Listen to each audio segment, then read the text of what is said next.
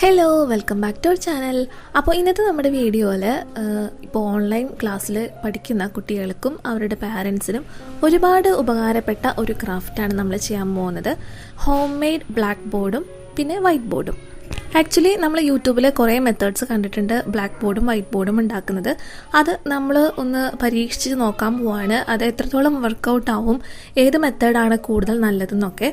അപ്പോൾ ഈ വീഡിയോയുടെ അവസാനം നിങ്ങൾക്കത് ഉണ്ടാക്കണോ വേണ്ടയോ, ഉണ്ടാക്കിയാൽ എന്തൊക്കെ കുഴപ്പമുണ്ടാവും എന്നൊക്കെ മനസ്സിലാവുന്നതാണ്. അപ്പോൾ നമുക്ക് വീഡിയോ കണ്ടു നോക്കാം. അപ്പോൾ ആദ്യം തന്നെ ഞാൻ ബ്ലാക്ക് ബോർഡാണ് ഉണ്ടാക്കുന്നത്. അത് രണ്ട് മെത്തേഡിൽ നമ്മൾ ചെയ്യുന്നുണ്ട് കേട്ടോ. അപ്പോൾ മെത്തേഡ് സക്സസ് ആവോ ഇല്ലയോ എന്നറിയാത്ത കാരണം ഞാൻ ചെറിയൊരു പീസ് കാർഡ്ബോർഡാണ് എടുത്തിരിക്കുന്നത്. അപ്പോൾ നിങ്ങൾ ഇതിൽ ഏതാണോ സക്സസ് ആവുന്നത് അപ്പോൾ അത് ചെയ്യാനായിട്ട് നമുക്ക് എത്ര വലുപ്പമുള്ള ബോർഡ് വേണം ആ വലുപ്പത്തിലുള്ള ഒരു കാർഡ്ബോർഡ് ബോക്സ് എടുക്കാം. അപ്പോൾ ഞാനിതിൻ്റെ 4 വശവും ടേപ്പ് വെച്ചിട്ടൊന്ന് ഒട്ടിക്കുകയാണ്. എന്താണെന്ന് വെച്ചാൽ അതിങ്ങോട്ട് വിട്ടു പോരാതിരിക്കാൻ വേണ്ടിയിട്ട്, സൈഡ് വശമൊക്കെ വിട്ടു പോരാതിരിക്കാൻ വേണ്ടിയിട്ട്. അപ്പോൾ നമ്മൾ ഇതുപോലെ മാസ്കിംഗ് ടേപ്പ് ഇല്ലെങ്കിൽ നിങ്ങൾ എന്തെങ്കിലും ന്യൂസ് പേപ്പർ വെച്ചോ അല്ലെങ്കിൽ സെല്ലോ ടേപ്പ് വെച്ചിട്ടൊന്ന് കവർ ചെയ്തെടുത്താൽ മതി. അപ്പോൾ ഫസ്റ്റത്തെ മെത്തേഡിൽ നമ്മൾ ചെയ്യാൻ പോകുന്നത് യൂട്യൂബിൽ തന്നെ വൈറലായിട്ടുള്ള ബാറ്ററി യൂസ് ചെയ്തിട്ടുള്ള ഒരു മെത്തേഡാണ്. അപ്പോൾ ബാറ്ററിയുടെ ഉള്ളിൽ ഇതേപോലത്തെ ബാറ്ററി പൗഡർ ഉണ്ട്, അത് യൂസ് ചെയ്തിട്ടാണ് നമ്മൾ ഉണ്ടാക്കുന്നത്. അപ്പോൾ അത് ഞാൻ എടുത്തിട്ടുണ്ട്. ഇത് ഒരു ബാറ്ററിയുടെയാണ് ഞാൻ എടുത്തിരിക്കുന്നത്. അതിൽ നമ്മൾ അല്പം വെള്ളം ചേർക്കുക, വെള്ളം കൂടി പോരുത് കേട്ടോ, അല്പം വെള്ളം ചേർക്കുക.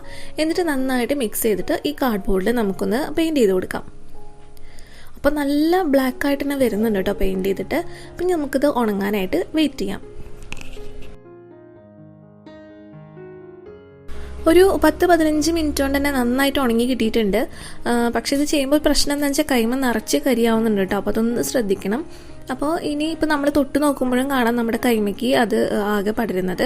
അപ്പോൾ എന്ത് ചെയ്യണം, നമ്മളൊരു കോട്ടൺ ടവൽ വെച്ചിട്ട് നന്നായിട്ടൊന്ന് ആദ്യം തന്നെ തുടച്ചു കൊടുക്കണം. പക്ഷേ എന്നാലും ഇനിയിപ്പോൾ ഈ ഒരു ഭാഗത്താണ് എൻ്റെ ബ്ലാക്ക് കളർ ആവാനുള്ള കൈമഴ. അപ്പോൾ ഞാൻ അതുകൊണ്ടൊന്ന് ടച്ച് ചെയ്ത് നോക്കിയപ്പോൾ പെട്ടെന്ന് തന്നെ ഈ ബ്ലാക്ക് കളർ നമ്മുടെ കൈമയ്ക്ക് പടരുന്നുണ്ട് കേട്ടോ. ഇനി നമുക്കൊന്ന് എഴുതി നോക്കാം. ചോക്കാണ് ഇതിൽ എഴുതാനായിട്ട് നല്ലത്. ഇപ്പം എൻ്റെ കയ്യിൽ ചോക്കില്ലാത്ത കാരണം ഞാൻ സ്ലേറ്റ് പെൻസിലാണ് എടുത്തിരിക്കുന്നത്. അപ്പോൾ സ്ലേറ്റ് പെൻസിലായത് കാരണം തോന്നുന്നു എഴുതുമ്പോൾ വലിയ തെളിച്ചില്ല. ചോക്ക് വെച്ച് ചെയ്താണെങ്കിൽ ചിലപ്പോൾ ഇതിനേക്കാളും കൂടുതൽ തെളിച്ചുണ്ടായിരിക്കും കേട്ടോ. കുഴപ്പമില്ല, നമുക്ക് ട്രൈ ചെയ്ത് നോക്കാവുന്നൊരു മെത്തേഡാണ്. പക്ഷെ ആകെയുള്ളൊരു പ്രശ്നം നമ്മുടെ കൈമഴ ആകെ ഇതേപോലെ കരിയാവും. പിന്നെ ഇത് എത്ര നാൾ നമുക്ക് ഉപയോഗിക്കാൻ പറ്റുമെന്ന് അറിയില്ല. കാരണം നമ്മൾ ഒരു വട്ടം എഴുതി കഴിയുമ്പോൾ മായ്ക്കും, അങ്ങനെ മാച്ചാണല്ലോ യൂസ് ചെയ്യുന്നത്. അപ്പോൾ കുറേ മാച്ച് കഴിയുമ്പോഴേക്കും ഈ പെയിൻറ്റ് മൊത്തം ഇതുമെന്ന് പോയി കളറൊക്കെ മങ്ങി പോവോ എന്നുള്ള കാര്യം നമുക്ക് പറയാൻ പറ്റില്ല. അത് കുറേ നാൾ ഉപയോഗിച്ചാൽ മാത്രമേ നമുക്ക് മനസ്സിലാക്കാനായിട്ട് പറ്റുള്ളൂ. അപ്പോൾ എൻ്റെ പേഴ്സണലി എനിക്ക് ഈ ഒരു മെത്തേഡ് ഇഷ്ടമായില്ല. കാരണം നമ്മളിത് കുട്ടികൾക്കും കൂടി യൂസ് ചെയ്യാനായിട്ടാണല്ലോ ഉണ്ടാക്കുന്നത്. അപ്പോൾ കയ്യിലൊക്കെ നിറച്ച് കരി ആവാന്നുള്ളത് പറയുന്നത്, അതും ബാറ്ററിയുടെ പൗഡർ ആവാന്ന് പറയുന്നത് അത്ര നല്ല കാര്യമല്ല. അതുകൊണ്ട് ഞാൻ ഈ ഒരു മെത്തേഡ് ഉപേക്ഷിക്കുകയാണ് കേട്ടോ. അപ്പോൾ താല്പര്യമുള്ളവർക്ക് വേണമെങ്കിൽ ട്രൈ ചെയ്ത് നോക്കാം. നമുക്ക് സെക്കൻഡ് മെത്തേഡ് നോക്കാം. ഞാൻ ആ കാർഡ്ബോർഡ് പീസ് തന്നെയാണ് എടുത്തിരിക്കുന്നത്. അതിൽ നമ്മൾ ഒരു ബ്ലാക്ക് ചാർട്ട് പേപ്പർ വെച്ചിട്ടൊന്ന് കവർ ചെയ്യാണ്. അപ്പോൾ ഇതുപോലത്തെ ഒരു ബ്ലാക്ക് ചാർട്ട് പേപ്പർ 10 രൂപ 15 രൂപ റേറ്റിൽ നമുക്ക് കിട്ടും. അപ്പോൾ ഒരു ചാർട്ട് പേപ്പർ കൊണ്ട് തന്നെ നമുക്ക് അത്യാവശ്യം വലിപ്പമുള്ള 2 ബോർഡ് വേണമെങ്കിൽ ഉണ്ടാക്കാം. ഒന്നുകൂടി വലിപ്പം കുറവുള്ളതാണെങ്കിൽ 4 ബോർഡ് വരെ വേണമെങ്കിൽ ഉണ്ടാക്കാം കേട്ടോ. അപ്പോൾ ചാർട്ട് പേപ്പർ അത്യാവശ്യം വലിപ്പം ഉണ്ടായിരിക്കുമല്ലോ. അപ്പോൾ നമുക്കിനി ഇതിൽ എഴുതി നോക്കാം. അപ്പോൾ ഇതിലും സ്ലേറ്റ് പെൻസിൽ വെച്ചിട്ടാണ് എഴുതുന്നത്.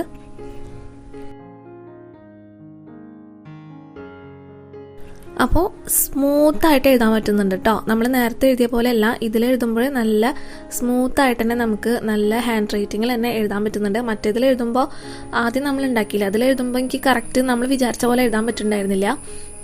അപ്പോൾ ഇതും നേരത്തെ എടുത്ത പോലെ ഒരു കോട്ടൺ ടവൽ വെച്ചിട്ടാണ് ഞാൻ മാച്ച് നോക്കുന്നത്. അപ്പോൾ കുറച്ച് നമ്മുടെ പ്രഷർ യൂസ് ചെയ്ത് കുറച്ചൊന്ന് ശക്തിയിൽ നമ്മൾ മാച്ച് കൊടുക്കണം, എന്നാലാണ് അത് മുഴുവനായിട്ട് പോകുള്ളൂ.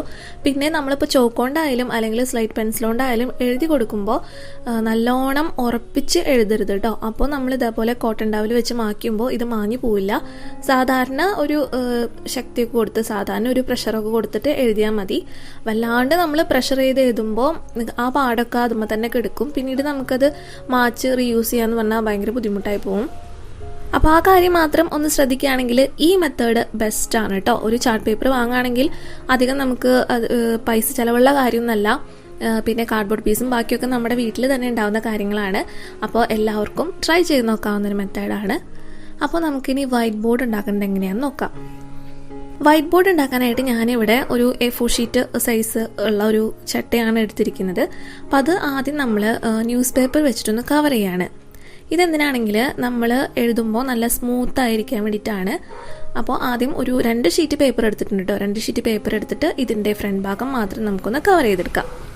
പിന്നെ എൻ്റെ ഇൻസ്റ്റാഗ്രാം ലിങ്ക് ഞാൻ താഴെ കൊടുക്കുന്നുണ്ട് കേട്ടോ. അപ്പോൾ നിങ്ങൾക്ക് എന്തെങ്കിലും ചോദിക്കാനൊക്കെ ഉണ്ടെങ്കിൽ അല്ലെങ്കിൽ നിങ്ങൾക്ക് ക്രാഫ്റ്റ് പിക്ചേഴ്സൊക്കെ അയക്കണമെങ്കിൽ അതിലേക്ക് അയച്ചാൽ മതി. ഞാൻ മാക്സിമം റിപ്ലൈ തരുന്നതായിരിക്കും. അതിനുശേഷം നമ്മൾ ഈ A4 ഷീറ്റ് ഇതിൻ്റെ മുകളിൽ ഒട്ടിച്ചു കൊടുക്കുകയാണ്.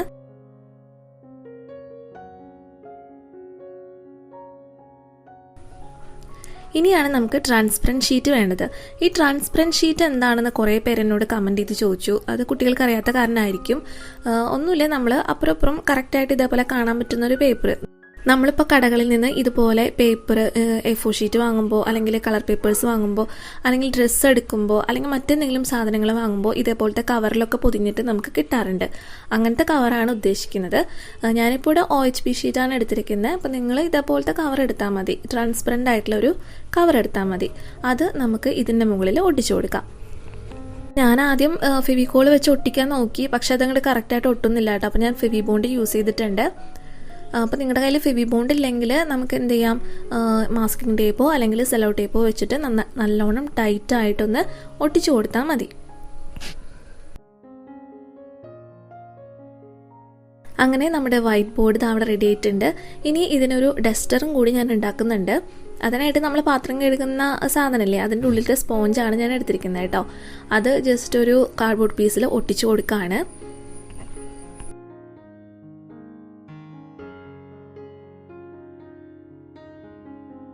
അപ്പോൾ നമ്മുടെ ബോർഡും ഡസ്റ്ററും ഇവിടെ റെഡി ആയിട്ടുണ്ട്. ഇനി നമുക്കൊന്ന് ടെസ്റ്റ് ചെയ്ത് നോക്കാം. അപ്പോൾ സാധാരണ സ്കെച്ച് പെൻ യൂസ് ചെയ്തിട്ടാണ് ഞാൻ എഴുതുന്നത് കേട്ടോ. അടിപൊളി സൂപ്പറായിട്ട് വർക്ക് ചെയ്യുന്നുണ്ട്. അപ്പോൾ നിങ്ങൾക്ക് കാണുന്നില്ലേ, നമ്മൾ എഴുതുന്നത് നല്ല രീതിയിൽ തന്നെ എടുത്ത് കാണിക്കുന്നുണ്ട്. അപ്പോൾ നിങ്ങൾക്ക് ഈ ഒരു മെത്തേഡ് ധൈര്യമായിട്ട് ട്രൈ ചെയ്ത് നോക്കാം കേട്ടോ. 100% സക്സസ് ആണ്. പിന്നെ ആ ഡസ്റ്റർ വെച്ച് മാച്ചാനേക്കാളും എനിക്കിഷ്ടമായത് നമ്മൾ സാധാരണ കോട്ടൺ ടവൽ വെച്ച് മാച്ചതാണ് കേട്ടോ.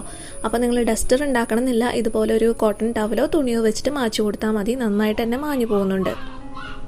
ഇത് നമുക്ക് ഒരു ചിലവില്ലാത്തൊരു മെത്തേഡാണ്. എല്ലാ സാധനങ്ങളും നമ്മുടെ വീട്ടിൽ തന്നെ കിട്ടുന്ന സാധനങ്ങളാണ്.